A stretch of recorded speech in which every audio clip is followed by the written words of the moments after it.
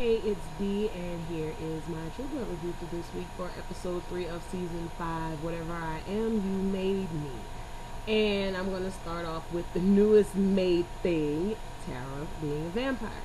Because we left off with Tara being sprayed with silver and running out into the woods after leaving Sookie's house. She stands in the woods and she realizes that her vision is becoming clear and she's healing from her wounds of being silvered. And she is now aware of her heightened senses of smell, of sight, of everything. And she takes a while to soak it in. And she senses Tara and Sookie and Lafayette running to try to find her, and she runs away. She finds a stranded motorist on the side of the road, and her first instinct, of course, is to feed.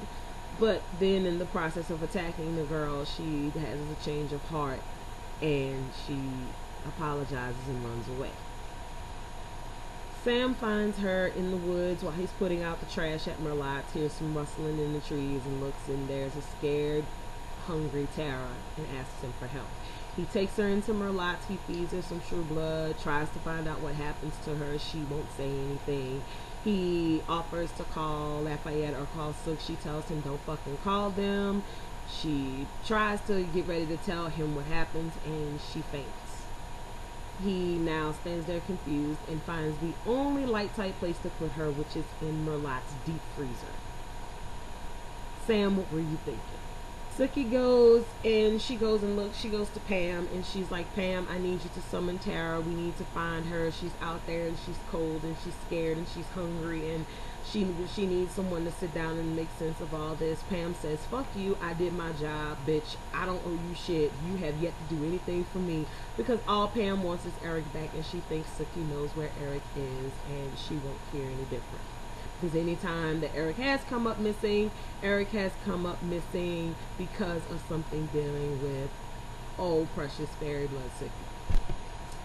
Sookie says she has no idea where they are. She demands that Pam helps Tara. She gets pissed off with Sook and says, fuck you, throws her into a table. Of course, this pushes Sookie over the edge, and she lights Pam's ass up and pushes her against the wall.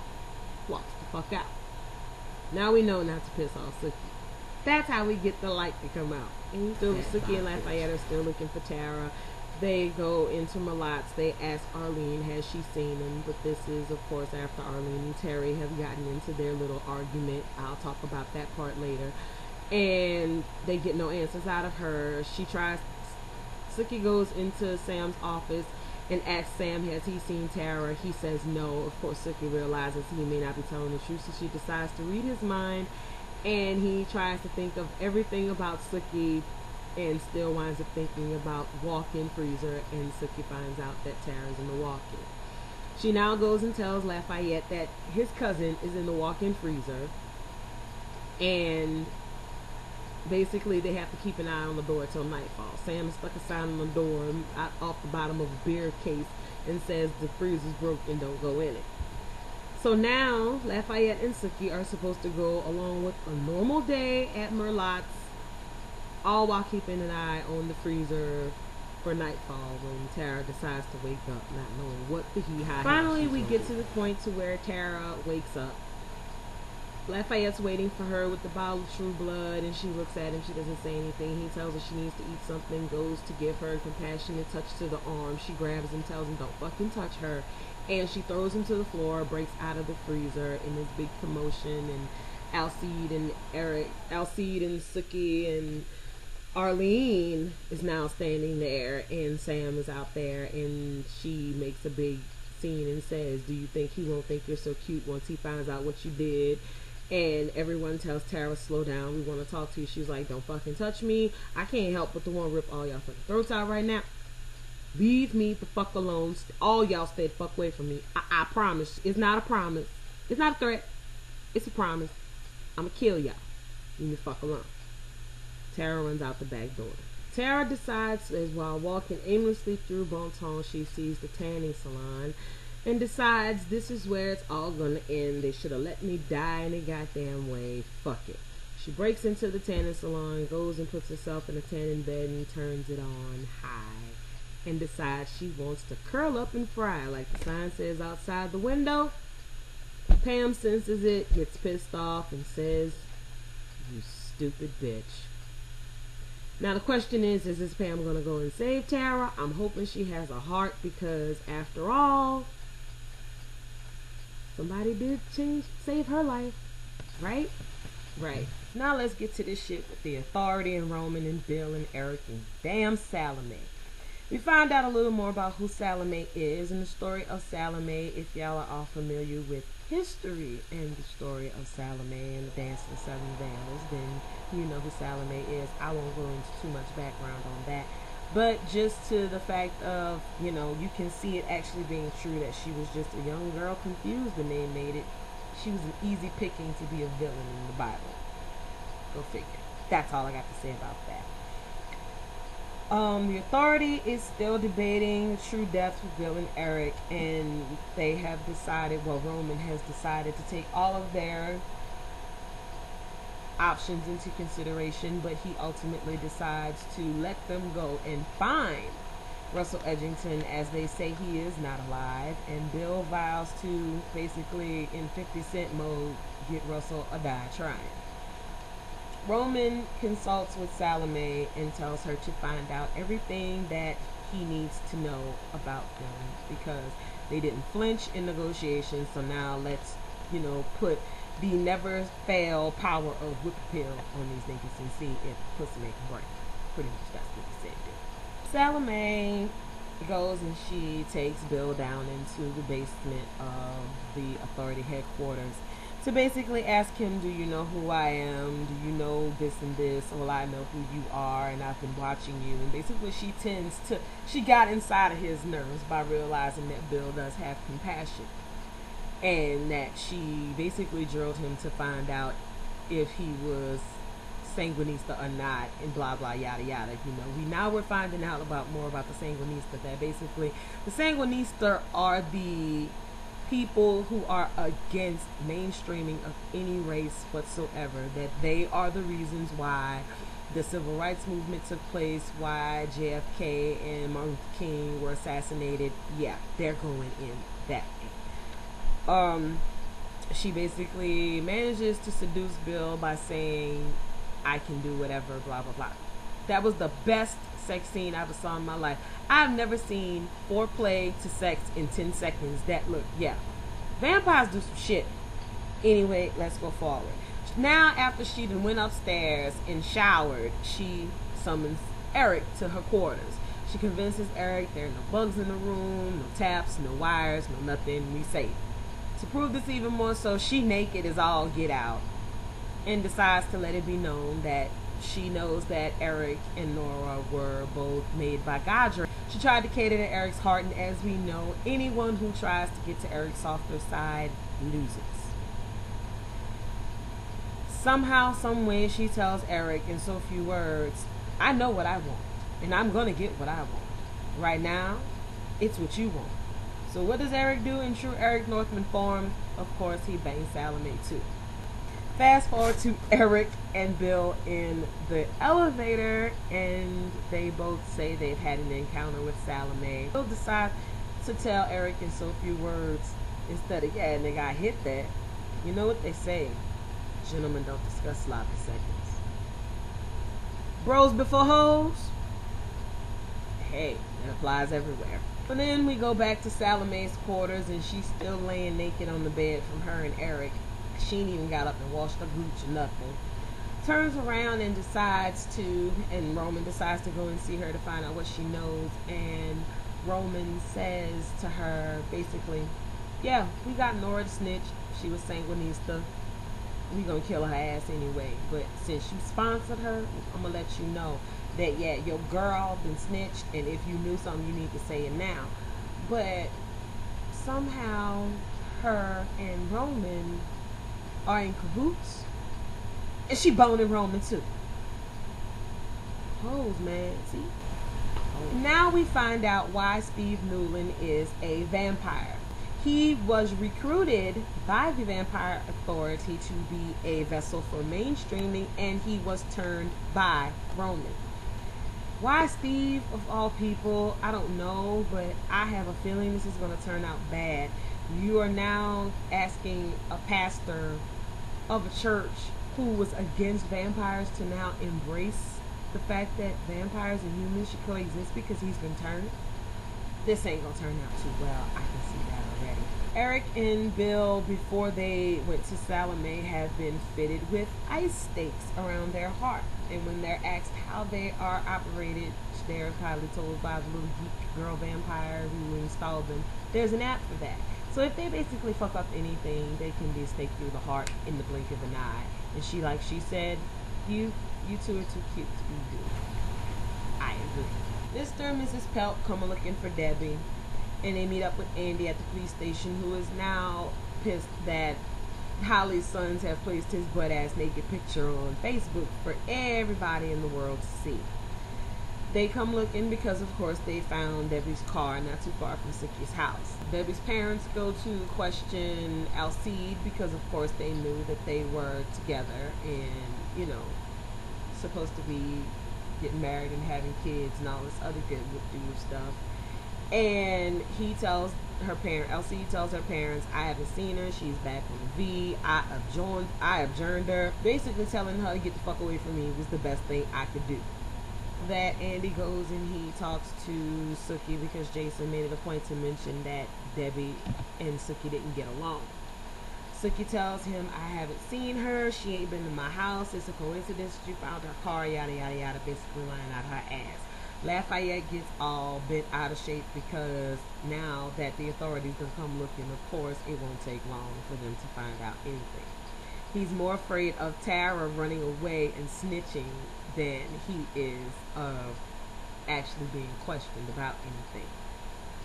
Andy goes after he questions Sookie and decides to question Holly and asks Holly, does she know Debbie? She says she's never seen her before, and he pulls out the picture from Facebook. She's embarrassed for him. He's going to hang her kids, going to tan them another hide, and he says Facebook already took the picture down. But he asks her to be his girlfriend, and now we have Andy and Holly sitting in a tree. I don't think about that like that. Okay, fine. Now we get to see where these four first met. In the process of Pam trying to find Eric, she has a lovely little flashback while she's in her coffin of the first time her and Eric made love, when he came in the parlor looking for her and got introduced to Rubber Ruby, but he was more interested in Pam. They go upstairs to find a young Bill and a Lorena feeding on a prostitute. Bill and Lorena have been the ones killing the female prostitutes in San Francisco by draining them dry. Therefore, Pam has been finding the bodies. They go in and Eric stops them from feeding on the girl that they're killing, and him and Bill have a confrontation. Eric accuses Lorena of not training her, basically her puppy in so few words, and in exchange for basically knowing that he's immature and doesn't know any better, he spares Bill's life. Pam tells them, and I want $500 for every girl you killed, as in reinforcing the statement that Eric told her of, and a customer knows that everything has a price. They go and settle their debt by making love, and Pam asks Eric to turn her. He says, if you had any idea how much responsibility goes into being a maker, you would not dare ask me. She tells him that if you knew what life was left for me after being a prostitute, you would not hesitate to turn me. He says he won't do it, and they have a slight argument. She didn't know that it was possible for there to be a compassionate vampire, and he said it wasn't possible now, but he didn't know there wasn't a possible way for there to be an intelligent hooker. She gets up from the bed, she ties a rope around her neck and slits her arms wide open. Eric goes, what are you doing? And she says kindly to Eric, in last desperation plea, let me walk the world with you, Mr. Northman, or watch me die. Of course, Eric isn't going to watch her die, and he has no choice to save her life but to turn her. Excuse the sunlight. It's all up in my boobies. Now we get to Jessica in the dress store in Tracy's dress shop. The girl in the dress shop, Tracy, decides to inform Jessica that if you're getting all dolled up for Jason Stackhouse, baby, you ain't got to do that much. He got a great dick and a great brain, and God only gave him enough blood to use one at a time. Jessica basically picks on the fact of, you just wanted to let me know you was fucking him before, and he fucking left you alone by telling me you don't want to see me get hurt. Baby, please, don't talk about my friends. And if you want me to keep spending money in this raggedy motherfucker, buying all your Rainbow and City Trends knockoffs, then by all means, keep talking shit, and I will make sure you don't do shit. Yes, ma'am, I'm sorry, ma'am, whatever. In walks this guy, and he smells amazing. Jessica basically runs after him, half dressed, chases him in his little Volkswagen Beetle out to the highway, and she tries to sniff and find him, and she tells him, what are you, where are you, you smell amazing, I can smell you everywhere. Which brings me to Jason. Jason goes in the store and runs into an old teacher of his from 15 years ago, so I'm guessing Jason had to be probably a freshman or a junior, sophomore in high school when this happened. Actually, like they say at the title of the episode, whatever I am, you made me, we find out where Jason gets his sexual prowess and appetite from, and the ability to attract women. Jason goes and has sex with her and winds up in the end having a change of heart and an epiphany. That in the beginning, yes, everything, you were right, what we did was wrong, it shouldn't have happened, I need to go. Jason gets up and leaves, and he goes home to ponder all this shit. This is when Jessica shows up after she's ran through the field of chasing said now what we know to be is a fairy because of he smells like cotton candy and fresh baked bread and fucking sex. And Jason asks her why she's telling me this, and she says because after he was gone, all I could think about was you. Message! I'm not going to say anything else, but just know that there's an attraction to him for a reason, and there's also a reason why the cat did snarl at him. After all of the stuff that goes on with Tara breaking out of the freezer, Lafayette goes back to a normal day at work now that his cousins basically ran out into wherever. Arlene's standing in the window while Lafayette's cooking gumbo, and she's just staring him down, and she was like, I'm just waiting on my gumbo.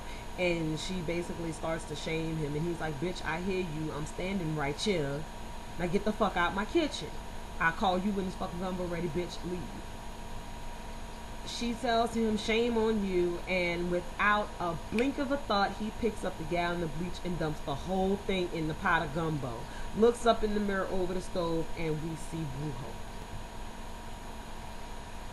What the hell happened? Jason and Jessica, and Jessica basically starts climbing all over Jason. Jason's like, nah, I can't do this right now. I'm not for it. I realize that I've been feeling this hole in my life with sex, and I need to learn how to deal with my feelings and stop covering it up by sticking my dick in every pussy that'll give it to me. I need to stop, and I need to find out what's wrong. So I don't know how to be friends with a girl, and Jessica tells him, well, you know what?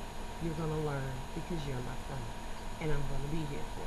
Oh, and the one thing I forgot, Hoyt going into Fantasia looking like gothic dude lost in the jungle and saying he's looking for whatever. That's what started the flashback of Pam thinking of her desperation and how bad she wanted another life. Is Hoyt trying to get changed? God, I hope not. He would be the worst vampire in the fucking world. Because Hoyt just, his mind ain't right already. He needs help. Anyway, that's my review for this week. I hope you all enjoyed it. As always, follow me on Tumblr at the Bipolar Chronicles. The link will be down there. If you have any Ask B questions or comments or anything you want me to talk about, send them to me at dskitv@ymail.com right there. And I'll catch y'all guys next week. So until then, later. Peace.